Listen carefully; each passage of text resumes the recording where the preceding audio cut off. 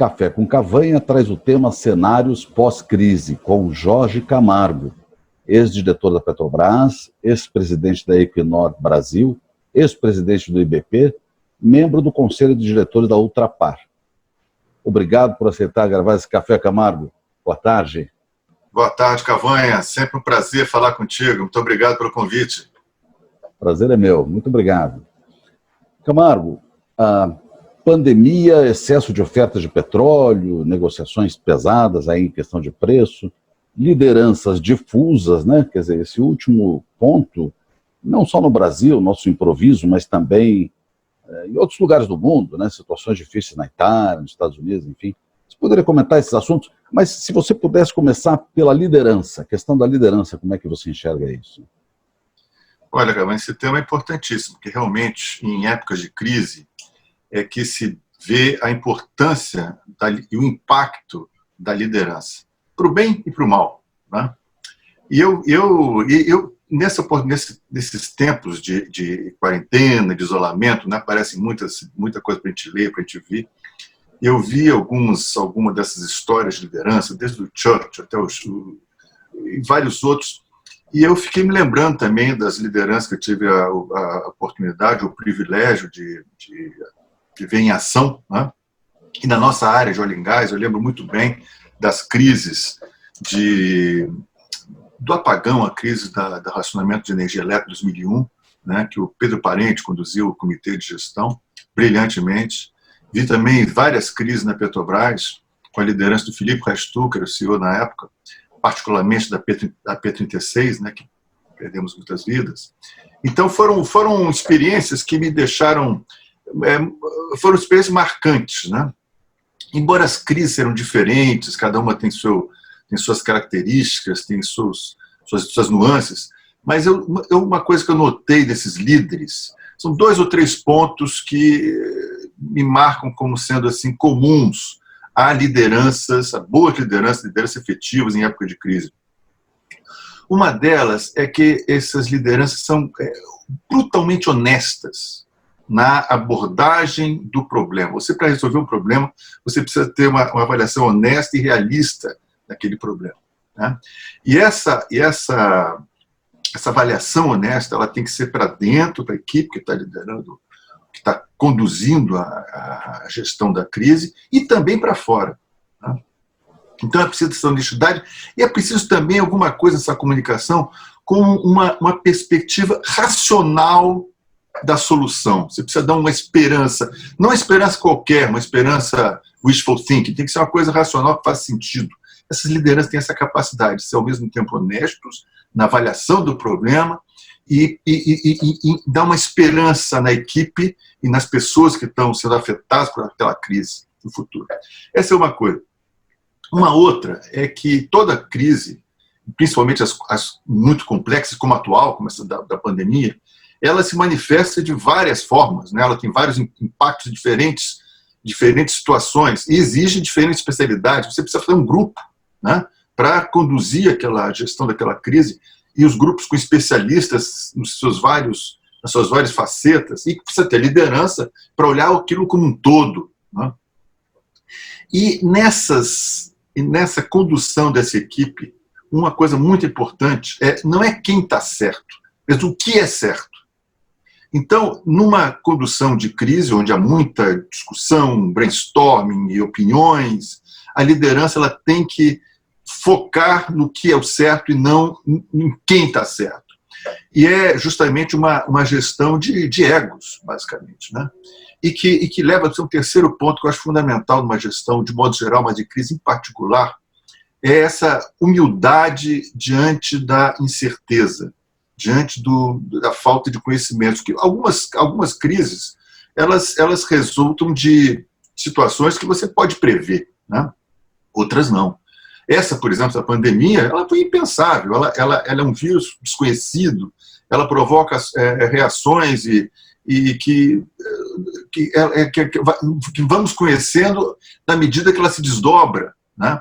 Então é preciso ter essa humildade de reconhecer que às vezes uma primeira intervenção ela não funciona, ser capaz de mudar para uma outra e ouvir e fazer o que é certo, e não ficar preso a uma ideia que foi sua, enfim, fazer o que é o certo. Então, isso é um certo conflito, porque humildade e liderança, ou líderes são pessoas que, por natureza, têm egos desenvolvidos, digamos assim, né? Então, nem sempre um grande líder é capaz também de ter essa humildade diante da realidade dos fatos, né? Então, eu vejo nessa nossa pandemia, Cavanha, alguns desses líderes, seja de prefeitos na Itália, que no começo é normal bater cabeça, são situações completamente desconhecidas, mas ter a capacidade de evoluir e tomar as medidas sem se preocupar tanto em sobressair como eu estava certo ou aquilo, ou fulano. Então, essas foram as lições que eu tirei dessa minha já longa experiência, com muitas crises, infelizmente, umas mais complexas que as outras, mas realmente eu não invejo quem tem que estar à frente da gestão dessa crise, porque é uma crise muito complexa. Agora, Camargo, isso é uma coisa que nasce com o indivíduo ou é uma coisa que se treina, a liderança? Eu acho que treina. Sabe? Eu acho que treina. Todo líder deve passar por esse treinamento. Você sabe, na nossa indústria óleo e gás, nós somos expostos, né, a riscos enormes, né? E nós fazemos treinamentos constantes, tanto da abordagem da crise, como a liderança na crise, né? Agora, tem que saber isso, porque tem alguns riscos que a gente é capaz de mapear, a sua frequência, o seu impacto, e fazer planos de contingência para cada uma daquelas situações, e tem outras crises como essa, por exemplo, que não. Elas pertencem ao incerto, elas são cisnes negros que aparecem, né? Agora, um treinamento para uma crise normal é um treinamento que eu acho que vale também para uma crise como essa, que tem grandes elementos de incerteza. Então, evidentemente, tem pessoas que são líderes natos, têm características próprias, mas eu acho que ela é também como resolver um problema, como organizar uma equipe, como se comportar diante de uma crise, também é algo que se aprende na escola. Agora, essa questão, migrando desse tema da liderança para o tema das negociações do petróleo por conta desse excesso de oferta, como é que você enxerga isso? Faltou liderança para essas negociações? Olha, eu acho que as lideranças não previram as consequências das suas decisões. Eu acho que foi uma surpresa para muitos, né? E agora, por exemplo, o mais notável realmente foi a divergência de opiniões entre a Arábia Saudita e Rússia, né? Que foi ali antes de março, um pouco antes de ter a dimensão da crise, e evidentemente provocou uma crise dupla, né? Uma crise de oferta e uma crise de demanda, algo também absolutamente inédito. Nunca nós tivemos, né, uma situação como aquela, né?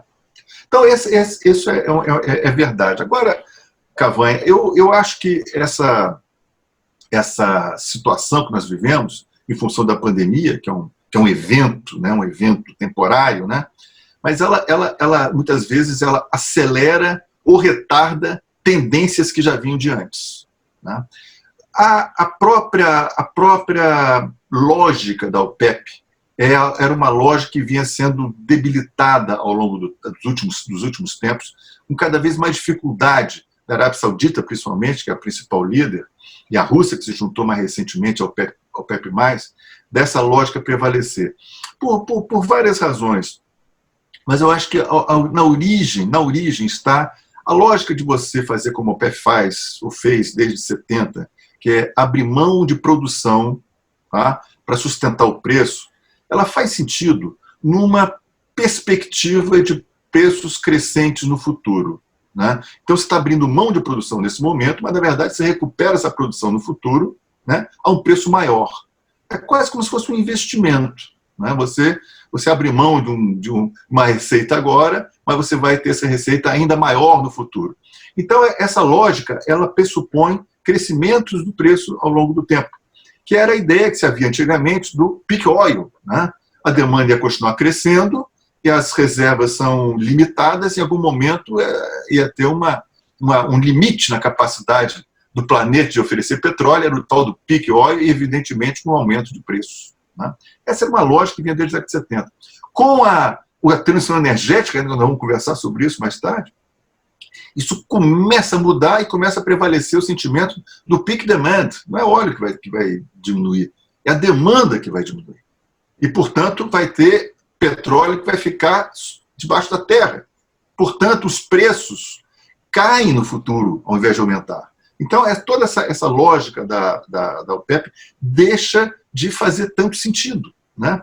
Então, você passa, bom, o que eu estou fazendo para dar um free ride, digamos, uma carona para quem os outros produtores fora da OPEP, que foi uma carona que nós recebemos, por exemplo, na década de 70, né, em função dos países da OPEP, a Arábia Saudita em particular, ter aberto mão de produzir na sua capacidade o petróleo mais eficiente, abriu-se espaço para desenvolver o Mar do Norte, para desenvolver o nosso bacia de Campos, o Golfo do México, né? Então, sustentaram um preço que conseguiu que esses campos foram para frente. Em 2010, mesma coisa com pré-sal, com cheio. Então, é normal, eu acho natural, já vem de antes, alguém lá na Arábia Saudita, ou na Rússia, ou nos Emirados, vem, cara, por que eu estou dando essa carona para quem não, né, só se beneficia, não tem nenhum custo a pagar? Então, toda essa lógica, ela começa a fraquejar, né? A próprio tamanho da OPEP, que hoje responde por menos de 40% da produção, tudo isso se alinha e essa tendência que vinha se manifestando já ao longo do tempo, numa crise como essa, ela se acelera, né? E provoca esses eventos, como foi o que resultou da discussão lá com a Rússia, e agora voltar a sentar na mesa, porque não tinha o que fazer, né? Porque, olha, teve uma queda de 20 milhões de barris na demanda, né?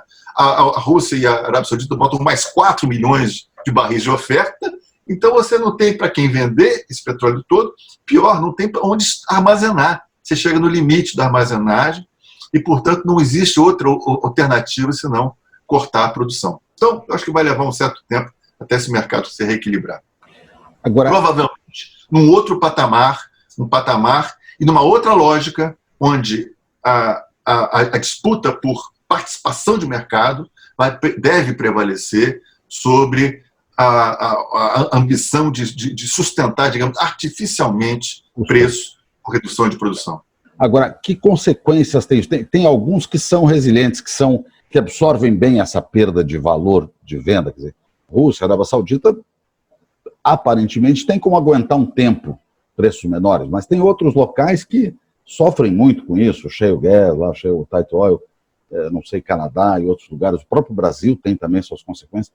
Como é que são as consequências para as oil companies em lugares que não têm tanta capacidade de absorver e também para a primeira camada de fornecedores e tudo isso, em função da pandemia e em função dos preços de óleo? Cabanha, você tem toda a razão. Essa é uma crise que ela vai impactar diferentemente de empresas, países, províncias, né? E a palavra é essa que você usou, é resiliência. Os que forem mais resilientes serão aqueles que vão sobreviver a essa crise, principalmente se prevalecer, como começamos antes, um patamar mais baixo de preço, né? Então, tem uma famosa frase do Warren Buffett, né, que ele disse, até que ele acho que ele cunhou na crise de 2008, que quando a maré baixa é que se vê quem que está nadando pelado, né? Então, tem alguns, acho que no nosso Brasil, por exemplo, está vestido com um belo maiô, sabe? Eu acho que nós somos resilientes e por 3 razões, acho que principais, né? Essa pandemia, ela, como nós sabemos, ela é mais letal com quem é mais vulnerável, né? E também essa queda de preços, ela é mais letal com os mais vulneráveis, particularmente na questão de robustez econômica, né? O Brasil é predominantemente uma província de águas profundas, é o pré-sal, que hoje responde por quase 70% da produção nacional, tá? E o pré-sal, pela extraordinária produtividade dos reservatórios, é resiliente a preços de petróleo de $25 o barril, né? Como a Petrobras e outros operadores lá têm dito, né? Então, ela tem uma robustez econômica, que esse é o principal negócio, o principal play brasileiro, ele resiste a esses preços, né?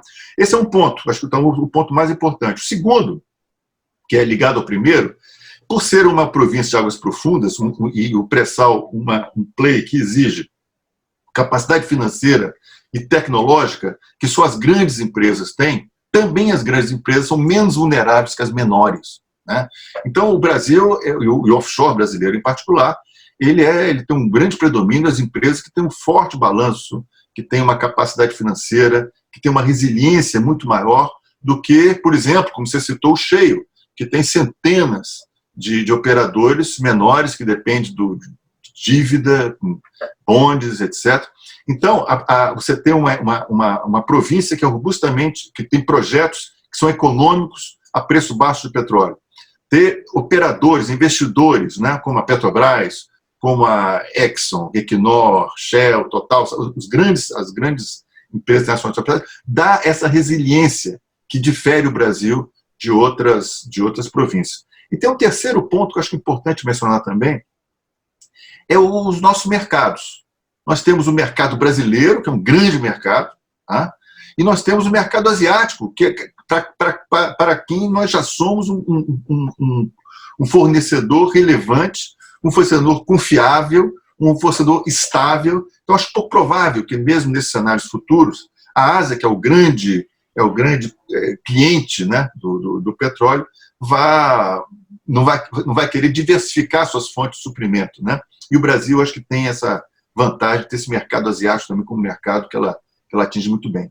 Agora, para chegar a essa resiliência, uma coisa importante a lembrar é que nós fizemos algum dever de casa. Imagina, Cavani, se nós estivéssemos com essa crise, digamos, há 2, 3 anos atrás, com a Petrobras, situação financeira calamitosa, como se encontrava, né, com toda aquela reforma regulatória, os leilões por fazer, Repetro e conteúdo local, tudo aquilo que foi aprimorado, né, como nós não estaríamos hoje. Então, felizmente, uma das razões da resiliência brasileira é o dever de casa feito ao longo desses tempos. Agora, é um trabalho ainda incompleto, né?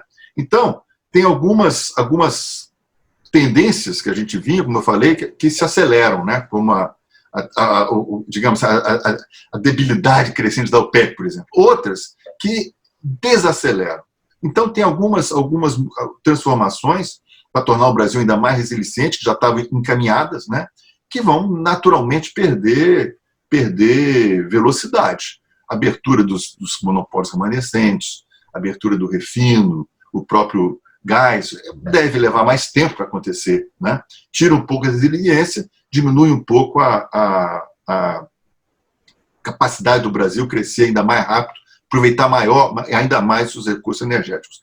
Agora, então, de todos esses pontos, eu acho que o que mais impacta o Brasil não é necessariamente, digamos, a redução dos preços do petróleo, é a redução da capacidade das empresas de investir, tá? Os projetos continuam robustos, bons, mas se você não tem caixa, o projeto pode ser ótimo, mas eu não tenho como financiar, né? Então, eu acho que o impacto vai ser uma redução, um achatamento da curva, digamos, para usar também uma palavra que está sendo muito usada, tanto dos investimentos como da produção resultante desses investimentos. Vai ser natural que a capacidade financeira das empresas, não a qualidade dos projetos, sofra e se reduza, e nós temos um achatamento maior do que tínhamos antes da pandemia aqui no Brasil. Camargo, falando um pouquinho da transição energética, né, existiam planos importantes de uma aceleração bastante avançada para entrar em energias renováveis e o petróleo perdendo sua importância relativa. E esse enrosco todo que a gente está vivendo agora, tanto de pandemia como de preços de petróleo bastante aviltados, o que acontece com a transição energética? Quer dizer, a gente atrasa muito, ela se transforma, ela se modifica muito, e também como é que você vê a questão da sustentação do preço baixo do petróleo envolvido nessa visão da transição energética? Olha, como a gente vem falando, tem algumas tendências que se aceleram com a pandemia, né, e outras que se desaceleram. Eu acho que, de modo geral, a chamada transição energética, a gente pode definir também como esse movimento por uma produção crescente de energia, mas com cada vez menos emissões de carbono, né, que era uma tendência bastante forte antes da pandemia, ela não muda, ela continua importante e fundamental, né? O efeito do aquecimento global é um efeito que não vai embora, ao contrário da pandemia do Covid, que em algum momento vai, espero que vá logo. Os efeitos do aquecimento global não vão embora, nós vamos precisar enfrentar esse problema. E viemos enfrentando. Agora, eu temo que realmente essa crise desacelere o ritmo e mude, digamos assim, a prioridade que se dava a necessidade de menores emissões. Evidentemente, caíram as emissões por um evento relacionado à diminuição da economia. Isso volta, e com a volta da economia, volta também as emissões, né? Então, eu acho que vai ser mais difícil trazer esse tema daqui para frente por 2 ou 3 razões que eu acho que são importantes. Primeiro, que nós todos, o mundo como um todo, ou quase todo mundo, não diria todo, mas quase todo mundo, empobreceu com essa crise, né? Com a crise e com o colapso econômico, de recessão que ela está trazendo, né? Então, fica muito mais difícil você ter os recursos. E, olha, a transição energética, como já vinha sendo debatido, é algo que exige capital. Fala-se que uma transição energética para o mundo com as metas do COP, da COP de Paris, exigiriam alguns trilhões de dólares. Esses trilhões de dólares apareceram, foram todos direcionados, viraram dívida. Então, cada vez menos a capacidade financeira mundial de enfrentar esse outro problema. Nós estamos cuidando da sobrevivência. É difícil trazer um problema no futuro quando nós estamos lidados com questões de mais curto prazo. E uma segunda questão que tem a ver com o que você falou sobre os preços mais baixos de petróleo, se realmente se mantiver essa tendência, é que os combustíveis fósseis ficam ainda mais competitivos em relação aos combustíveis, digamos assim, renováveis, né? Isso é uma realidade. Isso é uma realidade. Por exemplo, o óleo e gás, como nós conversamos aqui no Brasil, em alguns lugares, outros não. O Canadá, o shale vai sofrer, mas alguns lugares, como no Brasil e o Oriente Médio, vários outros, eles funcionam a preço de petróleo $30 ou menos, né? O nosso etanol, glorioso etanol, de uma história bonita, não funciona a $30 o barril, né? Ele precisa de mais. Então, as renováveis, elas vão naturalmente sofrer com esse novo patamar de preço, e é muito difícil competir com óleo e gás nessa situação. Agora, uma coisa, Cavanha, porque eu acho que as crises, muitas vezes, elas nos ajudam a pensar melhor, ou pensar diferente, né? Veja bem, essas COPs, né? Nós tivemos a COP 25 em Madrid, o ano passado. Ou seja, há 25 anos que nós vamos fazendo COPs, né? Se você olhar ao longo desses 25 anos, as emissões, que é o principal objetivo dela, reduzir emissões, elas vêm olímpicas, 2% ao ano, crescentes, entendeu? Quando os cientistas, e é bom que essa pandemia, a importância da voz da ciência vai ficar cada vez importante, os cientistas dizem que nós já devíamos estar diminuindo as emissões, e continuamos aumentando. E provavelmente continuaremos aumentando, porque é preciso fazer algo diferente do que vimos fazendo ao longo de 25 COPs, né? Tem o Einstein, que tinha uma frase também interessante, que ele define a loucura como você fazer a mesma coisa e esperar resultados diferentes, né? Então, nós temos realmente que fazer algo diferente do que vimos fazendo. Então, eu acho que tem 2 coisas ou 3, eu vou dar uma opinião pessoal, viu? Não estou dando essa opinião com nenhum dos chapéus que eu uso, que são temas ainda muito sendo debatidos, né? Que eu acho, o debate em si, esse debate sobre a transição energética, ele é um debate entusiasmado, principalmente na Europa, né? Mas, na minha opinião, contaminado por emoção, por ideologia, por wishful thinking, sabe? Em particular, por exemplo, como você mencionou, a questão das renováveis, que são endeusadas, né? E os fósseis são demonizados. E deixa eu fazer aqui um parênteses. Eu sou um admirador da evolução das energias renováveis. Eu acho que isso é uma oportunidade extraordinária para o Brasil. O Brasil tem uma competitividade em eólica, em solar, notável. Então vai ser muito bom para o Brasil que as energias renováveis prosperem e cresçam, né? E vão crescer. Mas não no ritmo que os cientistas dizem que nós precisaríamos evoluir.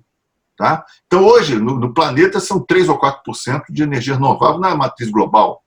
Em 2050, se chegar a 15% é muito. Ou seja, 85% da energia global não vai ser renovável. Tá? Então, essa realidade ela tem que permear e nós temos que enfrentar outras maneiras de enfrentar o problema que é grave do aquecimento global. Eu vejo dois pontos. Vou falar 2 pontos para tentar simplificar a questão. Uma é a prioridade máxima que deviam ter era a redução do carvão. Essa é a primeira prioridade. Segunda prioridade, redução do carvão. Terceira prioridade, redução do carvão. E como é que se reduz carvão? Com gás. Essa solução já foi testada com sucesso em 2 países. Os Estados Unidos, com o shale gas, que reduziu o uso de carvão na geração termoelétrica tremendamente, e permitiu que os Estados Unidos cumprisse as metas da COP de Kyoto, lá atrás, que eles não assinaram, que achavam que nunca iam cumprir, pela substituição de carvão pelo gás, foi possível. Outro exemplo é do Reino Unido. O Reino Unido tem hoje emissões, e tinha antes já da pandemia, emissões a níveis abaixo dos níveis industriais, pré-industriais. Como é que ele fez isso? Também com o gás do offshore, do Mar do Norte, substituindo termoelétrica a gás. Também tem alguma fonte eólica subsidiada offshore, mas que ajudou, mas o principal fator foi a substituição do carvão por gás. Eu acho que o gás está tão barato, tá, que eu acho que é uma grande oportunidade, talvez a única que a gente tenha, que seja capaz de nos levar aos níveis de emissões a um nível baixo, capaz de a gente conseguir a redução de emissões dentro do prazo e da materialidade que os cientistas dizem que nós temos que fazer. Esse é um ponto, substituição do carvão por gás. Um segundo, que é mais complexo, nós precisamos de um sinal econômico para a transição energética. Eu acho que um dos grandes erros da COP, uma das razões que as COPs não funcionam, é que elas têm um problema de governança e tem um problema de não ter consequências. Né? Você pode ter um free ride, assim como a OPEP dá um free ride para os produtores não OPEP, as COPs, olha, se todo mundo, que tem sempre um custo, tem sempre uma inércia, tem uma dificuldade de fazer. Então, as metas e as obrigações não são obrigações, são metas voluntárias que não têm consequência para quem não fizer. Então, é preciso ter uma consequência, é preciso ter um sinal econômico para as coisas mudarem. Um imposto sobre CO2 é algo politicamente muito difícil. É o sinal econômico necessário. Você pode ver que o Macron, na França, um país, né, na Europa, onde esse debate é tão quente, não conseguiu, ele quase que teve uma dificuldade enorme com um pequeno imposto que ele botou sobre carbono. Mas eu não vejo outra maneira a não ser você conseguir fazer algum tipo desse tipo de... Tem uma ideia, um artigo que eu vi do William Nordhaus. Ele é um prêmio Nobel de Economia, né? E ele tem uma ideia de se fazer o que ele chamou de um clube do clima. O clube do clima é uma série de países que se juntam, fazem como se fosse um clube. Né? Para entrar tem um custo e tem benefícios também, e quem está de fora vai ter também consequências. Então, dentro desse clube do clima, todos os países impõem, por exemplo, uma taxa de carbono. Tá? E quem está fora do clube, para entrar tem que adotar essa taxa de carbono, e se estiver fora, para exportar para dentro do país do Clube do Clima, vai ter uma taxação nas suas exportações para compensar esse tipo de coisa. Então, são ideias como essa que eu acho que a gente tem que começar a pensar e não fazer a COP26, a COP27, que eu acho que não vai levar a lugar nenhum. Você comentou um ponto que eu acho essencial, né? Quer dizer, essas opções, Camargo, entre política e ciência, né?